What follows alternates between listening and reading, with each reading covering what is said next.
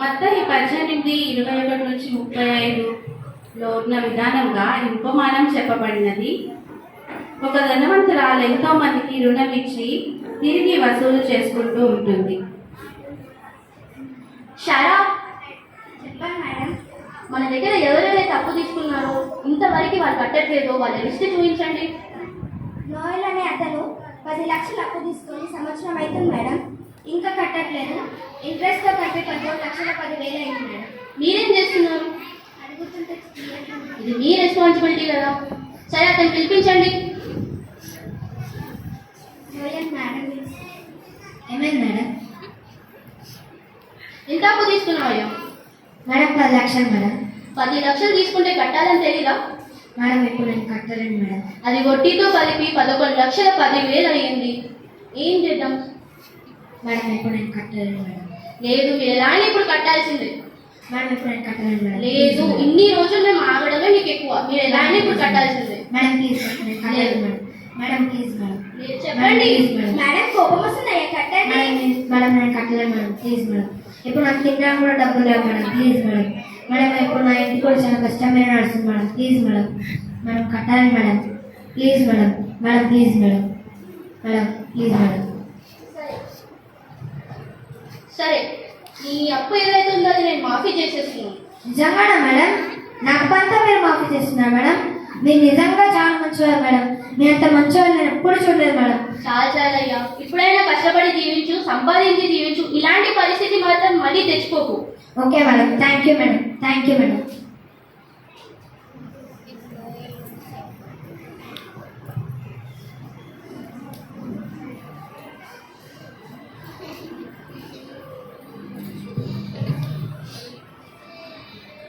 పీటరే నా వాడు పిలు పిలు.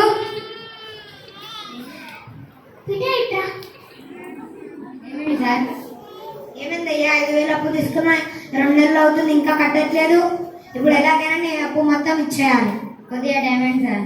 లేదు, ఇప్పుడు నాకు ఎలాగైనా నీ అప్పు మొత్తం ఇచ్చేయాలి. కొన్ని రోజులు చేసే సార్. లేదు ఇప్పుడు సార్, ఇప్పుడే ఇచ్చేయాలి. Please sir. లేవు సార్. చూడు. లేవు సార్.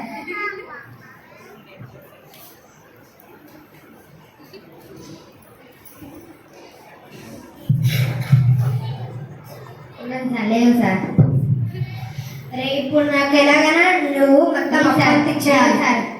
రే ఏం చూస్తున్నావు? కొట్టు అని. Please sir. Please sir. ఎలాగైనా నువ్వు కొట్టాలి. ఎలాగైనా నువ్వు మొత్తం అమౌంట్ అంతా ఇచ్చేయాలి సార్. రే ఇలా చేసాను సార్, పోలీసులు పట్టి చేయకండి సార్. ప్లీజ్ రే పోలీసులకు ఫోన్ చేయి. Police station. హలో, ఇక్కడ ఒక ఆయన 5,000 తీసుకొని ఇంకా కట్టలేదు. కంప్లైంట్ ఇస్తున్నాను, వచ్చి తీసుకెళ్ళండి. సరే మీ అడ్రస్ పెట్టండి.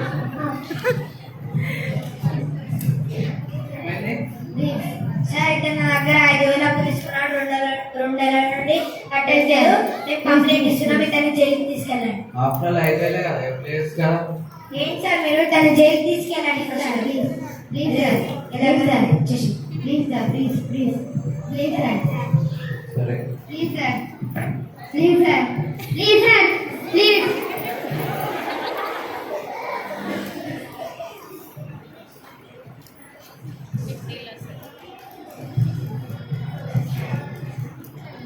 మేడం మేడం, ఏంటి అలా వస్తున్నావు? ఏమైంది? మీరు అతనికి డబ్బులు ఇచ్చారే, ఆయన 5,000 కోసం వేరే అతన్ని కొట్టించి పోలీస్ స్టేషన్ తీసుకెళ్ళండి మేడం. అవునా? అవును అలా చేశాడు. పిలిపించండి. మేడం మేడం ఏమైంది మేడం? ఏం చేసావయ్యా? నేనేం చేశాను మేడం? అంటే ఏం చేసావో నీకు తెలీదా? లేదు మేడం. తెలీదంట. ఎవరు తప్పించారంట కదా? అవును మేడం. ఇందాక పీటర్ అనే అబ్బాయి నా దగ్గర 2 నెలల నుండి 5,000 పట్టలేదని జైలుకి పంపించాను మేడం. ఆఫ్టర్ ఆల్ 5,000 2 నెలలు. నేను నిన్ను క్షమించాను కదా, అతన్ని కూడా అలా క్షమించవచ్చు కదా. అయ్యో తప్ప అయిపోయింది, క్షమించండి. లేదు, ఇంత పని చేసావు కాబట్టి నేను ఏం చేయాలి అదే చేస్తాను. ఇప్పుడు చెప్తున్నాను, తన ఇల్లు మనం స్వాధీనం చేసుకున్నాం. వాళ్ళ పిల్లలు నా దగ్గర బానిసలా పనిచేస్తారు. ఇంకా అది కూడా కుదరకపోతే మనం పోలీస్ కంప్లైంట్ చేద్దాం. మీరు పోలీస్ వాళ్ళకి కాల్ చేయండి. Madam please. Hello police station. Hello. ఇక్కడ ఒక అతను డబ్బులు ఇస్తాం కట్టట్లేదు. మేము కంప్లైంట్ ఇస్తున్నాం, మీరు వచ్చి ప్లీజ్ మేడం. తీసుకెళ్ళండి. సరే మీ అడ్రస్ చెప్పండి, వస్తాం. మేడం సరే madam please madam. Madam please ఏమైంది? సార్ నేనే మీకు కాల్ చేసింది. ఇతనే సార్ నా దగ్గర అప్పు తీసుకున్నాడు సంవత్సరం క్రితం 10 లక్షలు. అది వడ్డీతో కలిపి 11,10,000 అవుతుంది. తను ఇప్పటి వరకు నాకు ఒక్క రూపాయి కూడా కట్టలేదు. నా డబ్బులు ఎక్కువ సార్, మీరు ఎలానే నాకు డబ్బులు ఇప్పించండి. ఏంటయ్యా కట్టలేవంట? మేడం సార్ నన్ను కట్టలేదు సార్. Madam please madam. లేదు సార్, మీ డబ్బులన్నీ ఇప్పించి నాకు అలా తీసుకెళ్ళండి. Madam please madam. Madam please madam. సరే మేడం క్షమించండి madam. Madam please madam. Madam please madam.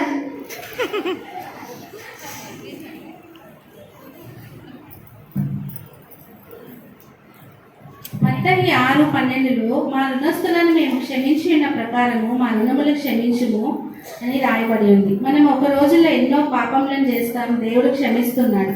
ఈ లోకంలో మనం చిన్న చిన్న విషయంలో కోపం ద్వేషం పెంచుకొని ఇతరులను క్షమించలేకపోతున్నాం. కాబట్టి మనం ఇతరులను క్షమించే మనసును కలిగి ఉండాలి. మత్తయి 18:35లో ఈ విధంగా రాయబడింది, మీలో ప్రతివాడును తన సహోదరుని హృదయపూర్వకంగా క్షమింపని ఎడల నా పరలోకపు తండ్రియు ఆ ప్రకారమే మీ ఎడల చేయుననెను. కాబట్టి ఇది గుర్తుంచుకొని మనము ముందుకు వెళ్దాం. టీమ్స్ కి పక్కనే ఉండండి ఒకసారి. Okay, 10 silent claps. 1 2 3 4 5 6 7 10. Okay, thank you team Santosh Nagar.